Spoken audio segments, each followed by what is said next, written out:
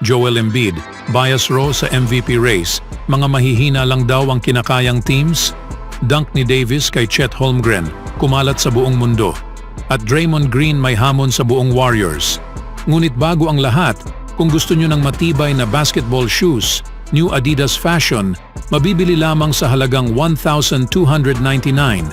Click lamang ang link sa comment section or bisitahin lamang ang tfen.com for more high-quality shoes.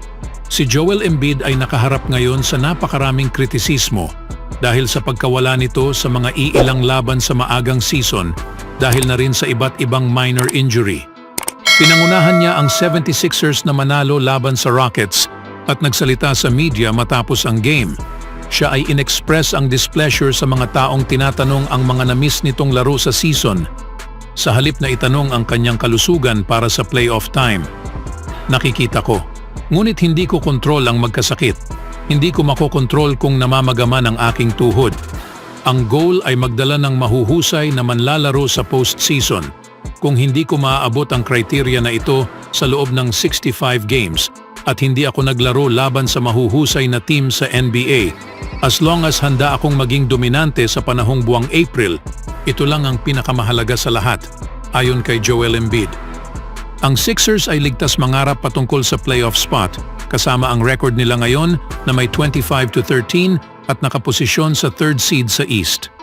Si Embiid ngayon ay nakakapag-average ng 34.0 points, 11.7 rebounds at 5.9 assists, posible niyang malocking up ang third consecutive NBA scoring title. Gayunpaman, walang regular season award ang makukuha nito kung sakaling ma-miss pa niya ang 7 more games. Dahil ang NBA ay nag-set ng 65-game requirement para sa MVP at All-NBA consideration. Si Embiid ngayon ay na-miss na ang 10 games over sa first half ng season. At sa susunod na kalahati, ang usapan ay nakadepende na lamang ito sa kanyang availability. Si Embiid ay hindi na pwedeng mapagpaliban ng 7 laban kung gusto nitong maging eligible sa MVP. Ito ay tiyak na napakahirap na trabaho para sa 76ers center na hindi ma-miss ang 7 laban sa natitirang season. Ngunit walang nakakaalam. Anong masasabi niyo mga kaibigan? Sa sumunod na balita naman, ang Los Angeles Lakers ay bumalik sa bahay sa araw na ito at naging host laban sa OKC Thunder. Bilang naging party sa NBA Annual Dr. Martin Luther King Jr. Day Slate, ang Thunder ay pumasok sa laban bilang isa sa hottest team sa liga, habang ang Lakers ay naging isa sa coldest. Ngunit ang laban ay naging kakaiba, na kung saan ang LA ay ang nagtop kasama ang panalo sa score na 112-105. Ang Oklahoma, ang unang nagsimulang mainit sa laban, kasama ang back-to-back 3-pointers, bago pa man nagresponde si LeBron at Davis sa mid-range shots. Sa kabila sa mga iilang quality defense ng Lakers sa maagang laban, ang Thunder ay patuloy pa ring tumatama sa kanilang mga tira sa labas hanggang sa umiskor ng 4 straight points si D'Angelo Russell para matay ang laban sa 19. Ang Thunder ay tumawag ng timeout, bagaman hindi ito ang nagpapigil para tumigil sa pagtrabaho si Davis sa panahong nakuha nito ang 4 buckets ng magkasunod at sa big block sa other end mula kay Rui Hachimura. Ang Oklahoma City naman ay nakapagtapos ng solid sa quarter, nakat ang deficit sa 1 puntos sa score na 27-26. Si James ang nagsimula sa second quarter kasama ang absolute dime patungo kay Christian Wood para sa isang dunk, matapos itong nagka-foul trouble sa maagang laban. Ang rebounding ay ang naging issue sa Lakers sa laban na ito, na kung saan ang Thunder ay na-regained ang lead kasama ang mga iilang second chance opportunities.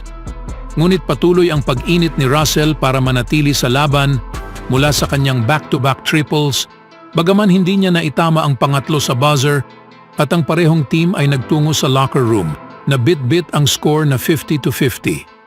Si James ay gumawa ng back-to-back buckets para simulan ng third. Nagsimula siya sa kanyang magagandang paglalaro matapos ang matahimik na first half base sa kanyang standards. Bagaman ang Thunder ay sumabay at gumanda rin ang kanilang opensa habang nakuha ang 6-point lead. Mula dito, ang Lakers ay gumawa ng 7 straight points, kabilang ang 3-pointer ni Austin Reeves at back-to-back layups mula kay Davis para makuha pabalik ang lead.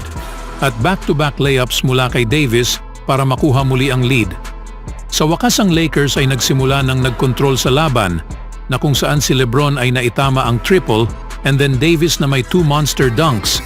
Dito na pa-extend ng Lakers ang kalamangan sa score na 84-76 sa pagtatapos sa third. Si Jared Vanderbilt ay naging malaking bagay rin sa panalong ito defensively sa halos buong laban at gumawa ng trabaho sa opensa kasama ang 3-point play. Si Hachimura ay nagkaroon rin ng malaking impact sa laban sa late kasama ang dunk and then isang 3-pointers para tulungan ang team na makuha ulit ang double-digit lead. Ngunit hindi maitatangging si Davis ay ang halos nanguna sa daan sa Lakers kasama ang 27 points mga kaibigan at kabilang ang nag-viral na dunk na ito over kay Chet Holmgren. Another look at that bounce pass that D'Lo threw through to Anthony Davis, and Holmgren was there, but not an aggressive challenge.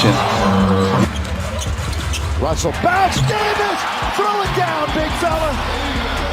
Sa ibang balita naman mga kaibigan, hanggang sa nakukuha nila ang mga hindi inaasahang pagkatalo. Ang Golden State Warriors sa laban nila ngayon ay nagtapos na tila hindi pa ito nangyari sa kanila noon sa laban. Kasama si Draymond Green na nakabalik na sa tabi ni Stephen Curry, ang Warriors ay nagkaroon agad ng advantage laban sa malubhang undermanned Memphis Grizzlies team. Gayunpaman, ang Grizzlies ay ang nanaig. Matapos ang laro, si Green ay inilabas at pinagsigawan ng lahat ang nasa isipan at sinabi kung paano nga ba magpapatuloy ang Warriors o kung gusto nga ba nilang manatili, kung saan nga ba sila nakatayo ngayon. Isang bagay na magbabago kung sakaling mag-improve ang kanilang depensa. Kung meron kaming mga tao na handang kunin ang pride sa kani-kanilang sarili sa depensa, then ang lahat ay masosolusyonan ayon kay Draymond. Kung sakaling ang mga taong ito naman ay hindi handang kunin ang pride na ito sa depensa, then mananatili ang lahat. Ito ay simple lamang, kailangan mong kunin ang pride sa one-on-one matchup. Ang Grizzlies ay pumasok sa matchup kasama ang halos sa kanilang key players na naka-sidelined. Si Ja Morant, Desmond Bane, Marcus Smart, Steven Adams, Brandon Clark, and Derrick Rose, ang lahat ay wala dahil sa injuries. Sa kasamaang palad, ang Warriors ay natalo pa rin sa kabila sa nagkaroon sila ng advantage sa papel. Ang Grizzlies ay pinangunahan ni Vince Williams Jr. na siyang nakapagtapos ng 24 points at 7 rebounds. Para sa akin ang mga tao sa Grizzlies ay nalagpasan ng kanilang season average ayon kay Green. Ito ay nagsimula sa kanilang one-on-one defense at kung sakaling napagmay-ari mo ang bagay na ito sa depensa, then ang team defense ay ang agad ang mangingibabaw. Si Stephen Curry ay ang nagtapos ng 26 points at 8 assists para sa Warriors. Anong masasabi niyo mga kaibigan? Tama kaya ang bukang bibig ni Draymond Green?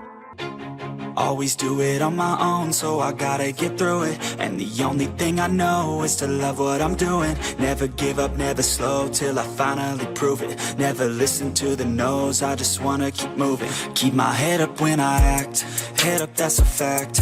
Never looking back, I'ma keep myself on track.